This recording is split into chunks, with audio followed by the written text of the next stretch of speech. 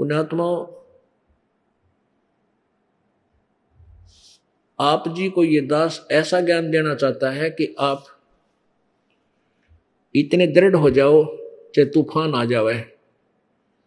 ये नकली लोग चाहे 20 मिलना आपको, चाहे 100 मिल जाए आकर के कि तुम गलत साधना कर रहे हो, आप उनकी मानो नहीं, तब आपकी भक्ति चलेगी, तब आप पार होगे।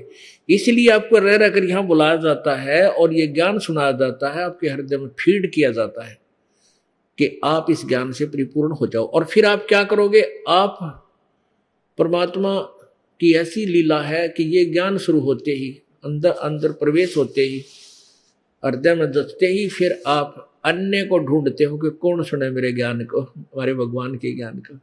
तो ऐसे ही एक विस्फोट होगा कुछ दिनों में। धीरे धीरे जनसाधारण को आप भी समझाओगे, सब धीरे धीरे ऐसे हम अपने ज्ञान का फैलाव करेंगे। सत्य सच्चाई, सच्चा ज्ञान है। तो इसलिए आपको बुलाया जाता है कि आप परमात्मा से परिचित हो जाओ दृढ़ता के साथ।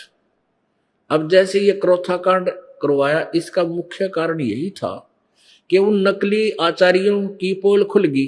वो अपने ग्रुप को, आर्य समाज की आत्माओं को मूर्ख बनाए बैठे हैं। और आज भी मानने उनको तक ये ज्ञान नहीं जाने देना चाहते थे कि सत्यार प्रकाश नामक जो पुस्तक है उसमें कोरी बकवाद भर रखी है, कोरी झूठ का बकवाद, ना कोई अध्यात्म ज्ञान, ना कोई व्यवहार का ज्ञान। तो इस दास का उद्देश्य ये था कि जब ये सत्यार प्रकाश या कोई किसी अन्य ऋषि के अनुभव की पुस्तक उन्होंने अपना अनुभव लिखकर समाज में पेश कर दिया, इससे सिद्ध है कि उसको इतना ज्ञान था। और ये दास ये चाहता है कि पहले आप उन्हीं के ज्ञान से परिचित हो जाओ। वो तुम्हें के दे के जा रहे हैं और अपने वेद, वो खजाना क्या बता रहे हैं, इन दोनों से तुलना होने से तुम वहां से हट पाओगे। और कोई दास का उद्देश्य किसी की आलोचना करना नहीं है। और आलोचना वो होती है झूठी कपटी कपट करे, और जो कि तो पढ़ के सुनावा, लिख लेख लिखे, फोटो कॉपी करके दिखावा, फिर भी नहीं माने हुए। तो वो थे वो नकली व्यक्ति जो समाज के शत्रु हैं।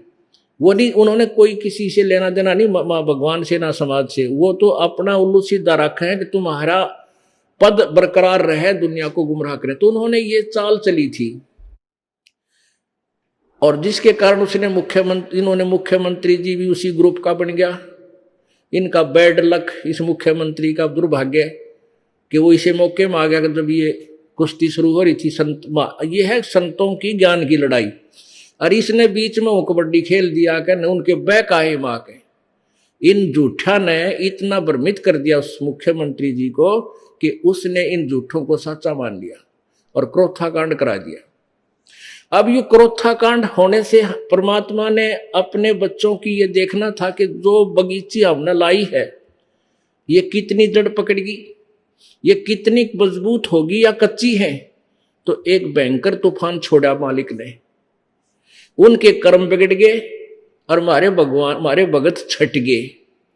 यानी इतने तूफान में भी इतनी बकवाद, इतनी झूठी, अखबारों में भी, मीडिया में भी, इलेक्ट्रॉनिक मीडिया में भी इतनी झूठ बोल दी, और फिर भी हमारे भक्त टस से मस नहीं हुए और उससे अधिक बढ़कर अब उपदेश लेने आ रहे हैं।